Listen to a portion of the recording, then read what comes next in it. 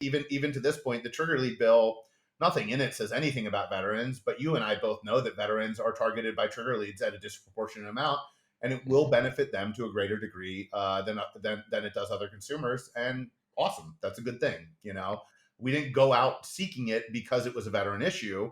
But we went out because mortgage brokers said it was the thing they wanted fixed, so we did it. And if it helps veterans, also awesome, amazing.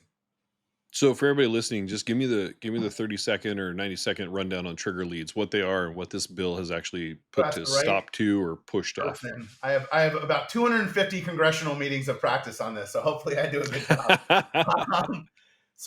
I would start and say, yeah, Congressman, Congresswoman, do you know what a trigger lead is? And they would say no, or they would essentially say no, and I'd say, well, if you were to apply for a mortgage and I was to pull your credit, what would happen is that the credit bureaus would sell your information to solicitors, and because they know that you're in the market for a mortgage. And what would end up happening is that your phone would explode.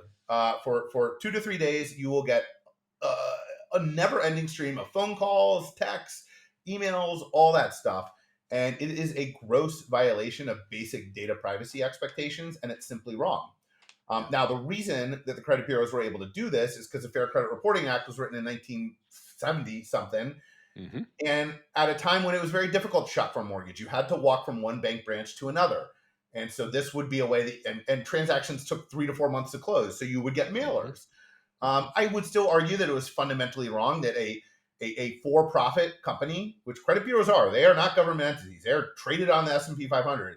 And for them to be able to sell consumer data without disclosure or permission, but at least there was a justification for it, and that just no longer exists. So it was time. It was time to solve the problem entirely, and that's what we did. I love that.